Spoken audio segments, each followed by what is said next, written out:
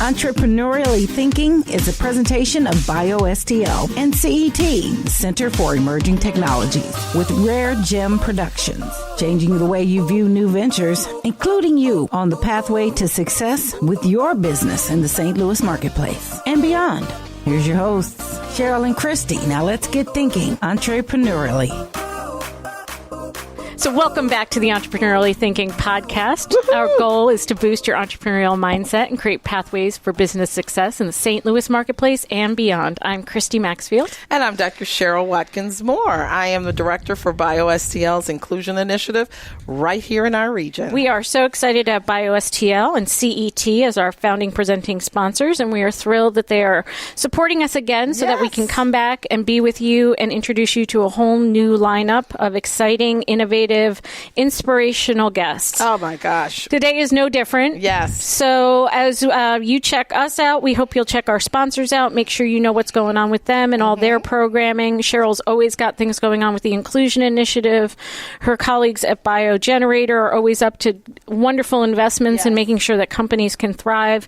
And CET has its Square One program and a variety of other resources to make sure that entrepreneurs get what they need when they need it. So thank you. Yes. And if you're interested in sponsoring, we're looking for more. So please feel free to reach out to us and let us know how we can help you as you help us. And spread the word. So we want you to share all the new episodes that come out each week. Give a shout out to your favorite guests. Invite 5 friends to subscribe. Do whatever you can do to spread the word, because the more people we reach, the greater our impact. You can find us on iTunes, Spreaker, Facebook, LinkedIn, wherever it is that you get your podcasts. Exactly. So today, we got some really cute guys here.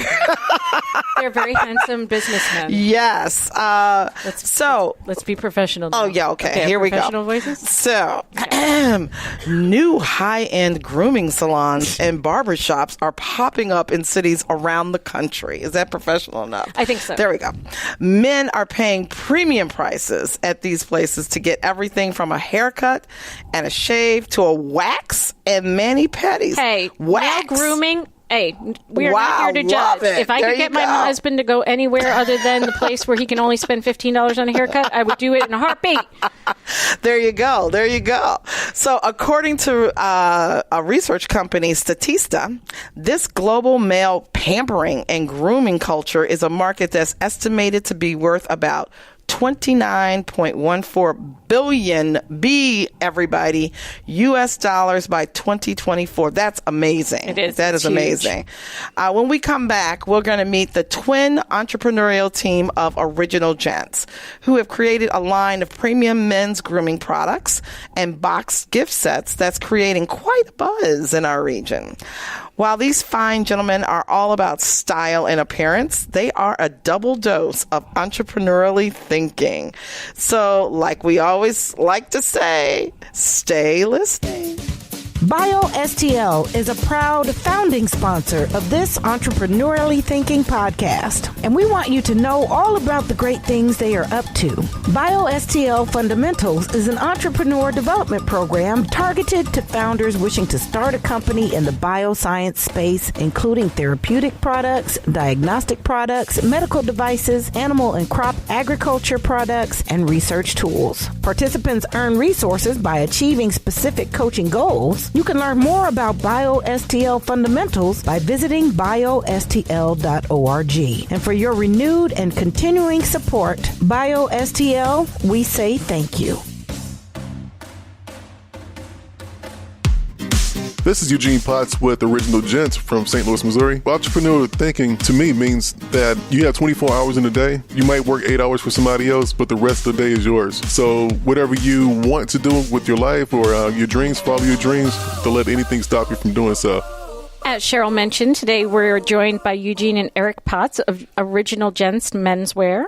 They're natives of St. Louis, grew up in Walnut Park, and we'll ask the obligatory question, of where they went to high school. Where did you go to high school? I'm going to get that out of the way for us. So Cardinal Ritter, college prep, and graduated from Beaumont. So we've got all those bona fides taken care of and out of the way, and we can focus on all the other work they've been doing in our community. They've served in youth organizations, been very active in the community. In their early years, people pegged them early on as hard workers and entrepreneurs. Some notoriety as modeling stars, too. Wow. So when we say fine gentlemen, we mean that in all They walked aspects. in. These guys are about 7 feet tall. And we have a rather small, intimate recording space, so they've been kind enough to fold themselves into it as well. Right. So you all have built not only a wonderful, positive, strong reputation here in our community, but now you're building a really strong, positive company. So first of all, welcome. Thank you for joining us. Thank you for joining us. And let's give each of them the floor. We'll actually start with the youngest and ask Eugene to just tell us a little bit about himself. Then we'll let Erik have the floor. Yes. Okay.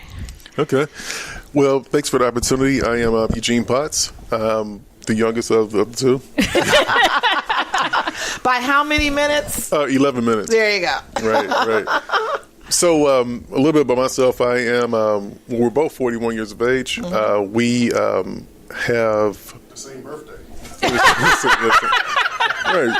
The same birthday. We are Sagittarius, so in the house. Okay, so that means that in a room of six people, we have 5 Sagittarius. Oh my gosh! Which means y'all, we actually don't need you because we're by ourselves. We are a self-contained entertainment unit. Exactly. Okay, so what day?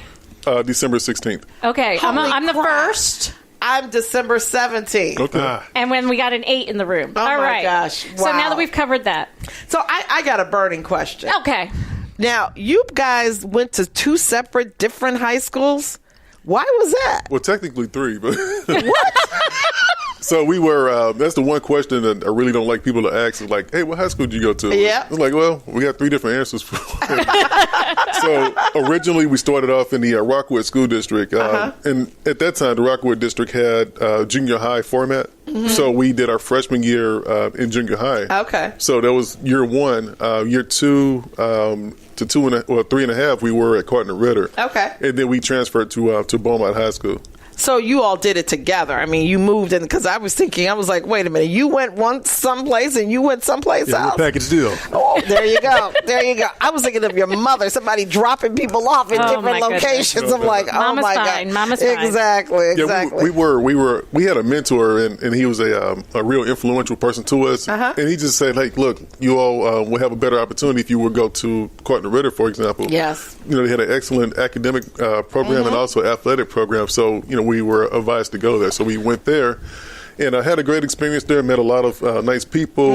Leon Henderson was really influential to us. He recently passed away, but he's really influential to us. And then we also attended Beaumont High School. And that was like one of the best opportunities that I could probably say. A lot of people would say that, going to school in Rockwood or Parkway District is great. Cardinal Ritter was great. But Beaumont was a good opportunity because of the fact that it was it's a public school, and people have put a bad stigma on it. I was afraid to really go there at first, but once I got there, I saw the love that we got from the teachers and from the staff and from just other students there. There was genuine love, and the facilities were there, so we had a great time there. That's great. And now you guys played sports, obviously. So what sport? Let me guess. Chess. Yeah. I'm not going to let him elbow me on a chess game. I'm just saying. I believe the chess, but I'm like, as well as what else? Basketball. Okay. Basketball. Okay. I was thinking football, but okay. Yeah, Mom, she wouldn't let us play. She wouldn't let us play football. We actually. I'm a mom like that right now. I have a child that thinks he wants to play football, but not happening. Yeah, basketball's safe, and we tried out. Actually, we snuck and tried out for football. We were in the Rockwood District, and we made the team, but it was time to get permission to slip signs. Mom's like, not having it. I get it. Right. Great. Wow. So, Erik, what can you tell us different that Eugene didn't tell us? Well, I am an entrepreneur at heart. I started learning business when I was about 11 years old. Okay. And so I've always had the bug for that. So how did you start learning about business, and what was your first business at 11? What did you do? Well, when I first got started, I wanted to be a mechanical engineer. My husband is. I'm sorry. We were forced to go to, and which is a good thing. We were actually forced to go to summer school on summers, even when we didn't have, when we had excellent school years, we still had to go. I guess that was like daycare. Yeah. So we had opportunity to go there, but I was blessed to have the opportunity to take part of Junior Achievement. Oh, great! And what they did was they brought a pen and they said, "Okay, this is going to be your business. You're going to manufacture pens." Okay. So that's going to be the name of maybe my first or second book. It all started with a pen. But they would teach you about, with Junior Achievement, hey, this is the pen, this is your product. Well, along with that, you have the cost of your material, the cost of production, and everything, and then you have your gross product. And based off of that, this is this is it, your finished product. So when you factor your pricing, you got to put in the price of the material, price of labor, and everything, put it together, and then you have the expected profit. So I was sold at that particular point in time. I knew that was going to be my new calling. So I immediately dropped mechanical engineering and went straight towards entrepreneurship. Our aunt and uncles, we actually grew up with entrepreneurs in our family. Yep, I was going to ask that. Yeah, did you have that in your background? Yeah, they were commercial screen printers. Wow. And they did that as their side business. But we saw that grow from a small business to a large scale business. They actually started off in the basement of their home and then went to the old Northland Shopping Center. They had a store there. And then went from Northland Shopping Center to actually becoming one of the first independent stores inside of St. Louis Center downtown. Wow. Wow. So from seeing that type of growth in everything and just having entrepreneurs that close to you, that was a bona fide experience for us to actually grow off of. So I say it's in our blood. So we know that it's in your blood. Is it in your blood as well? Because even as twins, that doesn't necessarily mean that you got bit by the bug in the same way. Well, yeah, to add on to that, like our father, for example, he was... he's pretty much spitting image on my brother, for example. I'm more like, so I take it more from my mom. My mom was more stability. She was like, hey, I have to work and you have to eat. Right. I have to work, if I have to work double time or overtime or whatever to make it happen, that's what I'm going to do. But that's all I'm going to do pretty much. And she kind of got the bug later on. She started making like handmade jewelry later on, but it was more of a hobby. But my dad, for example, I never seen my dad actually have a 9 to 5, and he was a mechanic. He was a handyman, a carpenter, a DJ. He worked on. He was a mechanic. I said that before, and I've seen him like back in the 80s. That's the first flat screen, projection screen television I've ever seen. He made that from scratch, pretty much. Wow. He took a coffee can and some plywood, and made it happen. Right, it made it happen. And we was living a life. We were, about 6 or 8 years old. We're like one of the first people to have, HBO and Cinemax and cable and whatnot. And that's what we always talk about. You know what? I think the term entrepreneur, a lot of people shy away, especially people of color. We always say, that's somebody else. I got a side hustle going on here, is working. This is what I'm doing. Or I'm a small business owner, right? So it looks like you guys were exposed to the small business from your aunts and uncles to what your dad was doing, but everybody was doing that entrepreneurial gig, right? So you guys got bit by that. Right. So after high school, what happened? Well, actually, even in high school, I had my own business. Well, tell us about it. Yeah, so actually... it wasn't the pen, obviously. It wasn't the pen. But he could sell you one right now if you want one. I could sell you a mean pen. So even in high school, like even before high school, I actually had another business, but I got bit with technology in telecommunications. I actually had a cellular and paging store and operation even while in high school. I was actually one of the kids that can actually take a cell phone and a pager. Yeah. Me and the principal made a deal. He said, hey, you can bring it in, just don't let all the other kids know about it. So I actually had a pager and a cell phone in the class with me, and one day the power went out. I had a power failure, and really even the teachers really couldn't afford the cell phones back then. The principal had one of the runners come up to the classroom to get me. He said, hey, the principal needs to use your cell phone. So that was one of the things. Did you rent that out to them? Oh, yeah. A small user fee. There you go.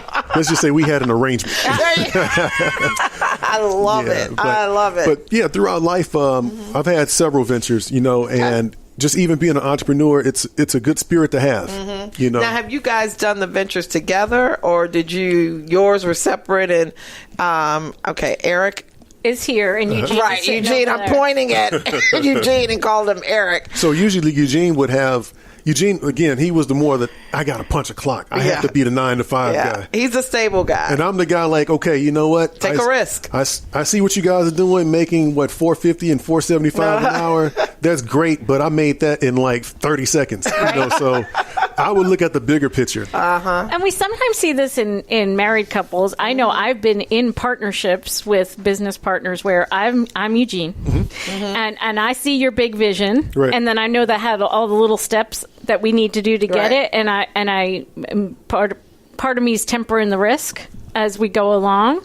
So those are really important. I'm in a marriage like that. You're in a marriage like that? My husband is the corporate stability. He looks at me like, what are you doing? But it's not not an all or nothing. No, exactly. Right? Exactly. So this is actually our second business venture together. So what was the first one? I know it wasn't a cell phone and pager. Well, no, the first one was pretty recent. It was a company. We have still a company called the Kingsman Group, and so we have a background in martial arts. Yeah, martial arts. Yeah. Okay. And also close protection. Oh, so you guys are like security, like SEAL Team 6 type stuff, right? SEAL Team 2, because there's only 2 of them. It only takes 2. But when we hit you, it feel like it's 6 of us. There we go.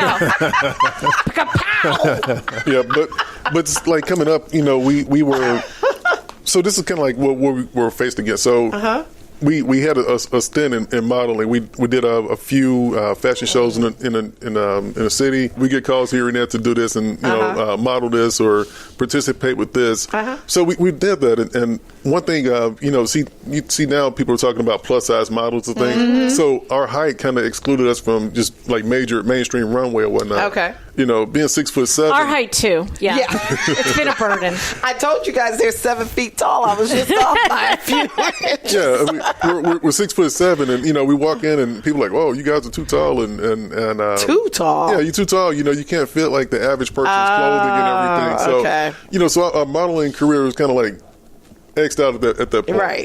We were limited to what we can do, but so we always we met Tommy Hilfiger, for example, the clothing designer. We met him back in '96. Okay. And we were seeing all these guys like all around, and he's sitting at the table signing autographs. We see all these guys all around, and I was like, "Who's these guys? It must be a security." So we actually met the guys, and they wanted us to come work with them. But we were like, in high school, we just got out of high school, and Green Star College, but hey, we're not going to go to New York, and do this right now. Right. So, but we always had the aspiration to do that. So, over the years, we've been training and putting everything together, and we formed the Kingsman Group. 2 years ago? 2 years ago. Yeah, 2 years ago. So that was our first joint venture. Okay, right. And that was security focused. Right. So you guys do security for individuals, for corporations. Whoever calls, but but pretty much what we do is we scale it around individuals for the most part. Okay. Personal safety. Personal safety. Good thing is like around the holiday season, a lot of people really don't look at that, but you have senior citizens, you have young ladies that are going to and from the shopping malls on their own. Yeah. And they go and people actually follow people around to kind of see what they're buying and where they're at, how many bags they're walking out with. So we actually whether or not you're paying attention. Exactly. Right. Exactly. Right. So even when we were in high school, we used to have people that were prominent senators and representatives. They would actually rent us to actually escort their daughters, granddaughters, nieces, or whatnot to proms. So my mom used to rent us out.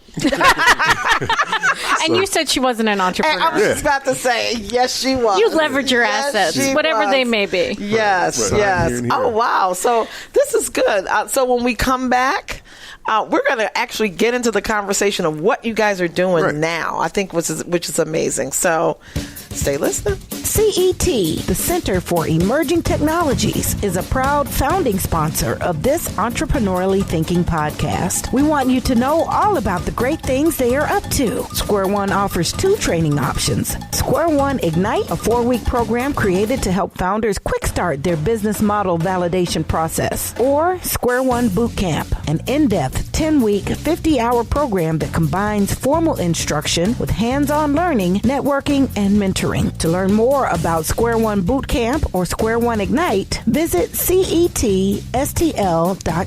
And for your renewed and continuing support, CET, we say thank you.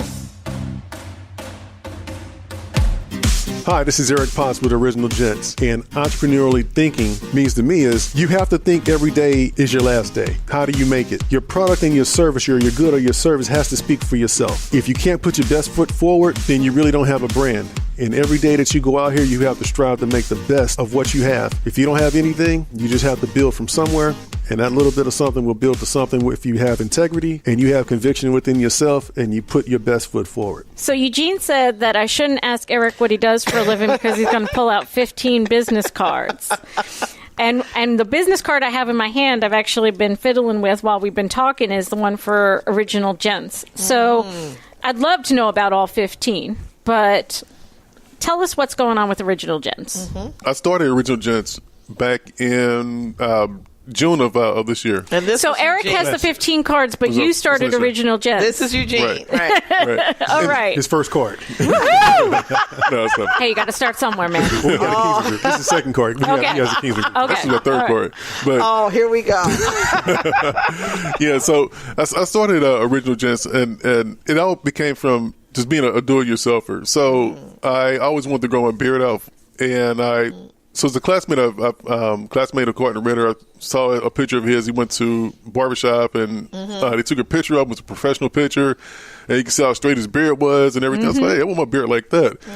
And I said, well, my beard doesn't grow like that. It's real coarse. It's always dry. I'm always brushing dandruff off, and I can't get it like that. So I started hearing about people, conditioning and cleaning their beards and everything. So I started doing some more research.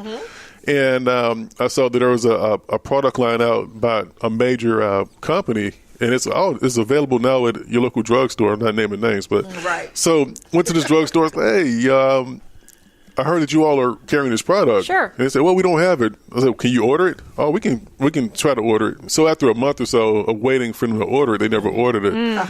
So I had a little background in cosmetology, so I was like, you know what, I can do this myself. I don't have to really depend on somebody else to do it. Sure. So I started messing around, dabbling with different formulas and experimenting with it. And so this is all in the STEM area, everyone. Right, you don't this have technically to be chemistry, right? Absolutely. No, I'm serious. Right. I mean, this is a company that he started by working with formulations. This is truly a STEM-focused company. Go ahead. Right. I'm sorry. And so looking at, when I do things, like when I eat, I eat in a certain way. I don't eat a lot of chemicals and things like that. So I try to eat more holistic than anything else. So I was like, well, when I make this product, I want to make this product holistic also. And organic and whatever I can do. And I don't like, additives and things like that. So I made in the image of what I would normally use for myself. And so I made your first customer. Right. So I made the product, and my barber started seeing the results. He's like, hey, I don't know what you're doing to your beard, man, but I like it, man. Keep it up, keep it up. Cool. And I was out just talking to somebody one day, and he's like, hey, I don't mean to cut you off for the conversation, but I got to ask you, how did you get your beard like that? See, that's usually, I didn't know men ask other men that. I know women do that. Who does your hair? Well, he kind of stepped out, and I was afraid, afraid when he was going to ask, because the way, this guy was a big, burly guy. Yeah. It's like, hey, let me cut you off right quick. How'd you get your beard like that? It's like, oh, wow. I was like, well, we underestimate our male brethren when it comes to their personal grooming standards. What's the one thing about being a gentleman? You have to be comfortable with yourself, and you have to be comfortable and communicate. Right. And that's one thing we don't. Side note, we don't as gentlemen, we don't talk to each other. We don't. Right. Communicate. We don't let people know that we appreciate them and things like that. But that's good to do. But going back to the guy, so light bulb went off, and like, hey, I need to start selling this product, because it's getting the results, and there's nowhere really to get it. And you're showing it. You're your best advertisement. Right, I'm on Billboard, right? Right. So I said, hey, I got something here. So I decided to start packaging it. So I was selling it pretty much, and sold it to some people, and went back.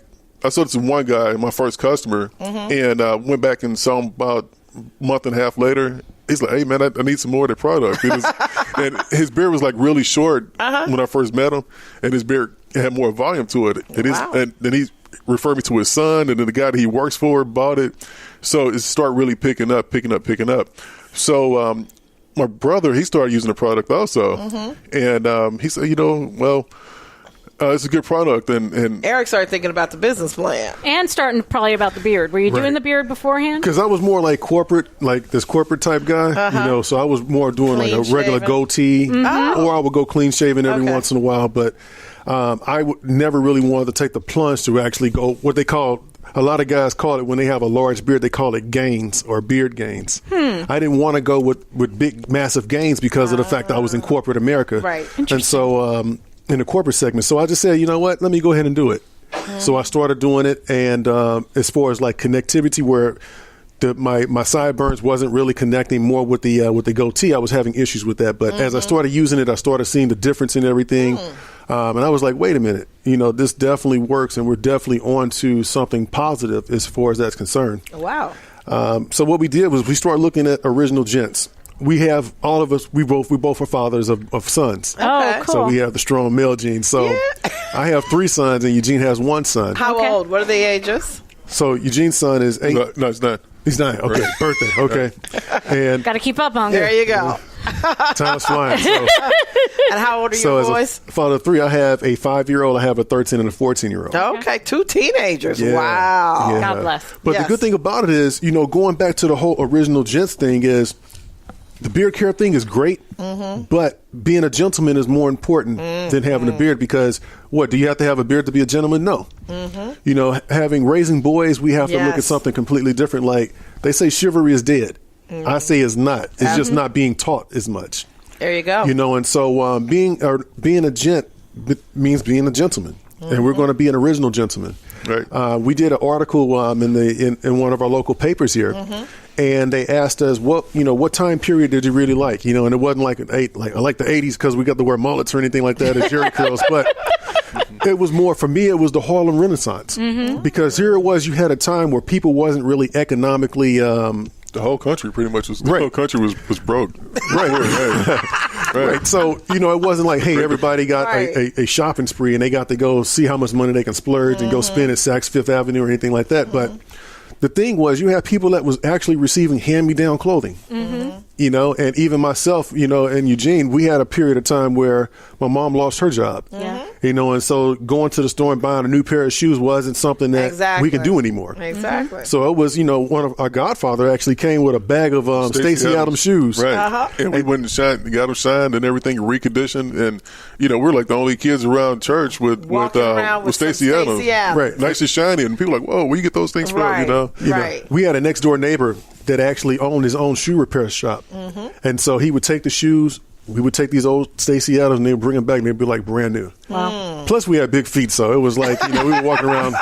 Your poor mother. Like looking like little big kid, like little grown men walking around with old man shoes on. But I like the fact that you're instilling in your young men that, just like you said, it goes back to values and how you treat people and how they should be treating not only how they should be treated, but how they should treat others, which I think is very key and gets lost sometimes in our society nowadays. When you start looking at the violence in especially in the city of St. Louis, to walk outside, even going back to the Harlem Renaissance like we were speaking of, you had individuals that were wearing hand-me-down clothes, but they were tailored and altered to them. Right. So when they walked out, they had a sense of pride about themselves because they weren't sagging. This suit fit them very well. They felt good about themselves. Their self-esteem was very high, and they respected themselves. So they were... I was going to say, so is this where Original Gents got its genesis from? It's like you want to feel good about who you are. Exactly. You want to project that image out there in the community. Right. So this is somewhat the background to the ethos. Foreground of what you guys are doing. Right. So when we merged together to form Original Gents, first it was just a product, but then we say, you know what? Original Gents is our lifestyle. This is how we live, and how can we, bring that to the community? So that's when we start looking at some more things. So we incorporated like shoe shining, and because it's a lost art now. Nobody's really shining shoes. You might have a couple of places that's doing it. Well, a lot of people don't even wear regular shoes anymore. They're wearing gym shoes a lot. Right. But a lot of people now are wearing grown people, not little people. You see, like right now, like you have your cowboy boots on now. Yes. And you have your boots on, and they need to be maintained. You know, yeah, they both could use a shine. Right. I'm looking at my shoes now. And it lasts longer. Like when I met my wife, you know, she was pretty much throwing shoes away, and was like, hey, what are you doing with those? You know, I can fix those. I can recondition them for you. So you know, and we were saving shoes, but you know. Original Gents is a concept. It's not just about beard care. Because the thing about it is, if you're going to have a beard or facial hair, make it look its best. Yeah. You know. So where you are? I mean, who's doing your manufacturing? How are you putting this product out there in the marketplace? So actually, right now, you know, we're making it handmade. You know. Oh wow. I've seen competitive companies go out and. You know, we had a beer care line out, and they just ordering it for somewhere and slapping their labels on it. Okay. Private label. Right, private label. And we're not doing that. We make the products ourselves, so we know exactly what's going in it. We package ourselves. And the funny thing about it is, I've sold it to somebody before. I was at a gas station, and they saw a guy with a beard. And he's like, hey, you got product on you now. I happen to do, you know. Yes. So when I showed it to him, open up the trunk. Right, he saw the packaging on it, and he's like, wow, you couldn't have done that, you know. And it's a beautiful blue, almost like a pinstripe box. Very classic. Right, clean so and the beautiful. Product, you know, he saw the wrap on. It's got shrink wrap on. He's like, you know, you got that for somebody else, or somebody did that for you. No, I did that myself. This. The label, you guys, is almost like a vintage in a vintage bottle. Yeah, right. Vintage labeling with a gentleman of color with a high top hat on. Yeah. So it's really very beautiful. Cool. It's beautiful, absolutely. And you guys do this, right? Yeah. And I come from a family of bearded men. Yes. Before it was the thing to be. Unfortunately, one of my brothers can't grow one to save his life, and the other has now really grown into. What did you call it? Gains? Yeah, gains. He's got some serious gains going on. But just the care around it, and it's a beautiful presentation, and I can that's gorgeous. Exactly. I can only imagine that. As you were saying, this is an extension of what you believe is important, the values you're holding. Sure. And so, yes, it works well, and clearly it works well. You both are very fine men. If I do say so myself, and I apologize to your wives if that was inappropriate in any way. But that's the truth. But so also, it's who you are inside. Yeah. But it's also who they are inside. Absolutely. And that comes through. That comes through not just through your packaging, but through who you guys are. Where are you selling this product at? I mean, you're making it where? In your kitchen? Yeah, so right now we're making it up.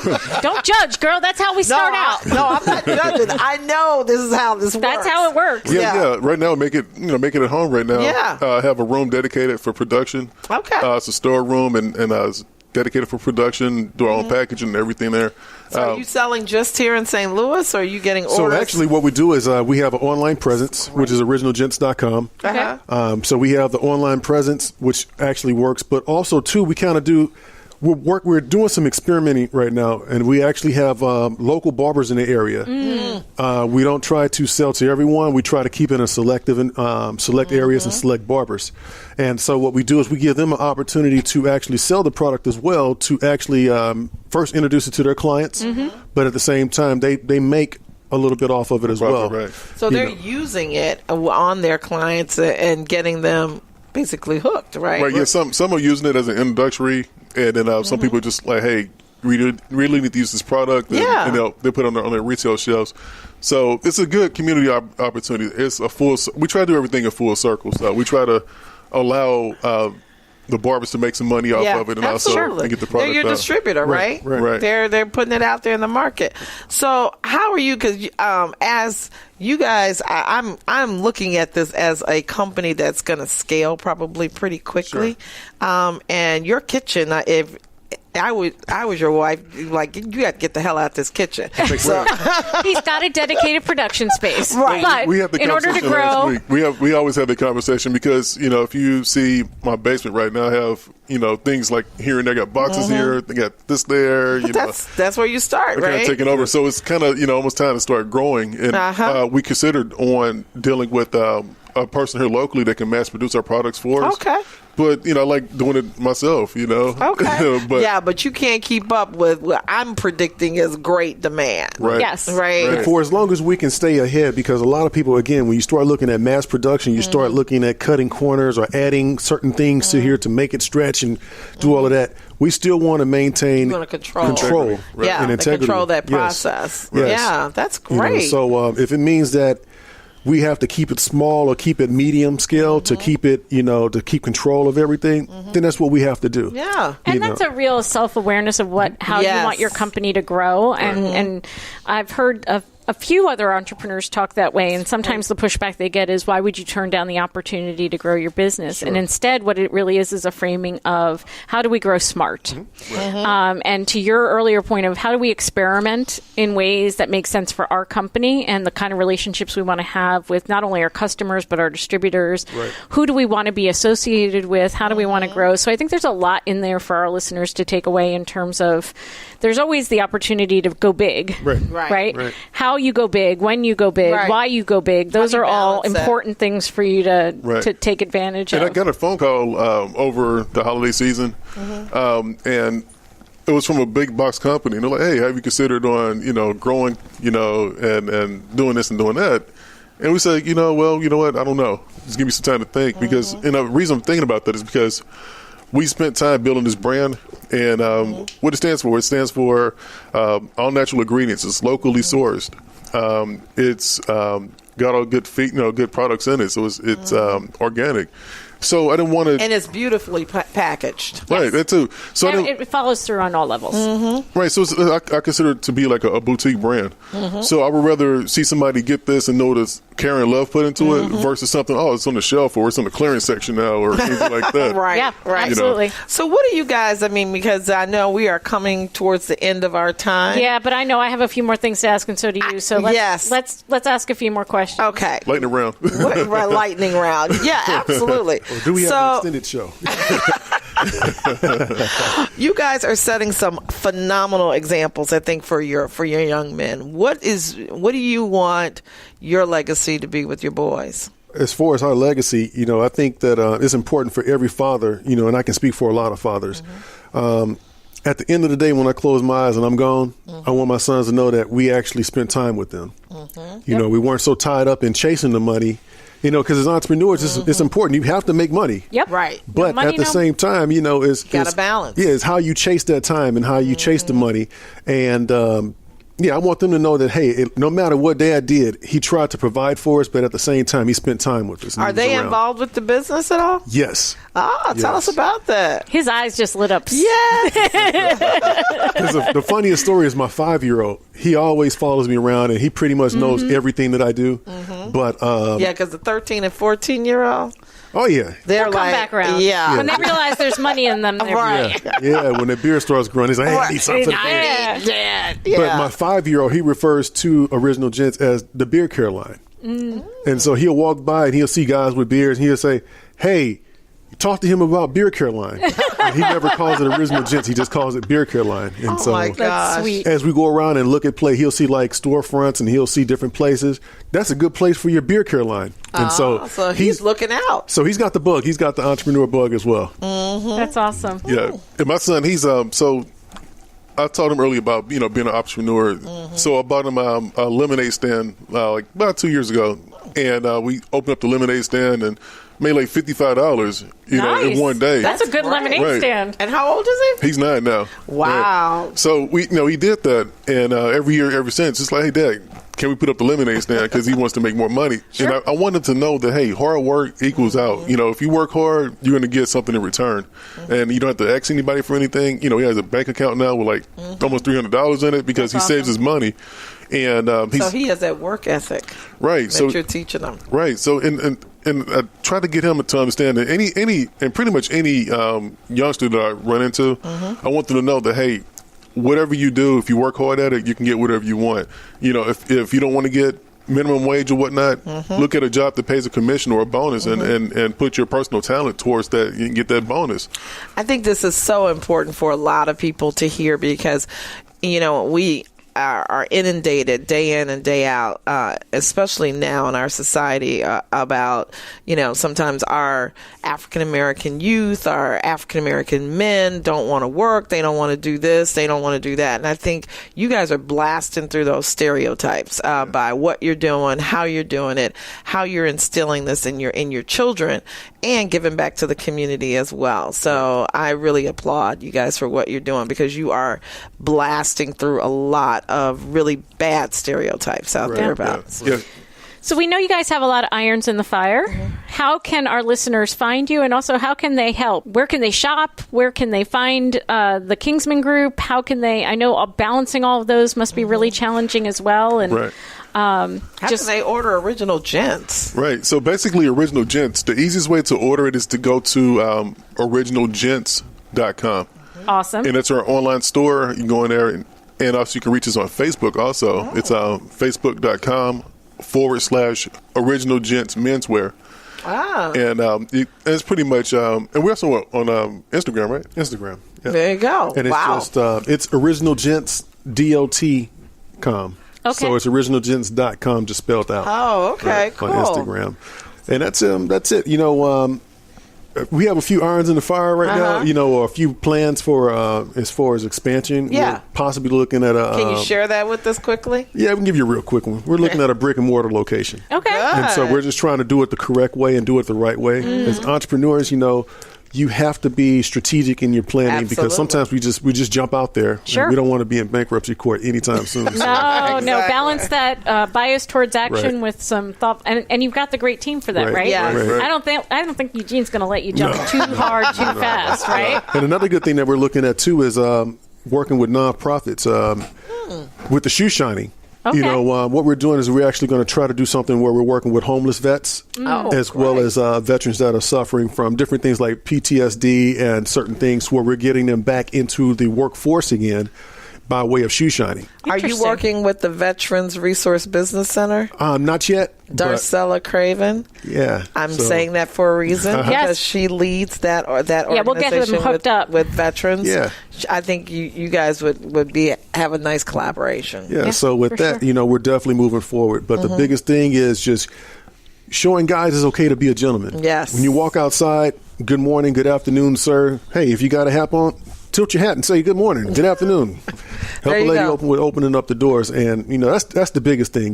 Beard care is great and important, but the bigger thing is to be a gentleman. I love it. I love that. That's fabulous. Wow. We really appreciate you coming by, spending time to talk with us, not just about you and your products, but really the way you see the world and the kind of energy and goodness. Yes. Goodness that you're putting out there. So we really, really appreciate you spending time with us. And we wish you much, much success. I'm going to point my husband to that, even though he grows a beard sometimes and he cuts it off.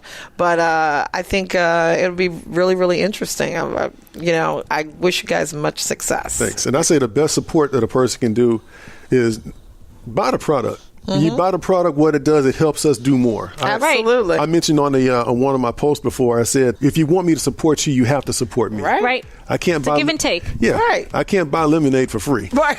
So if you support me, you give me the capital to actually come out there, come out and actually support you in your cause. So we have to take care of each other. Supporting Fabulous. small business. Pay it forward. That's right. Make your order today. Well, congratulations to you guys being great entrepreneurs, great dads, great community servants. Thanks for having us. Changing the way you view new ventures, igniting your thinking about entrepreneurship. It's entrepreneurially thinking.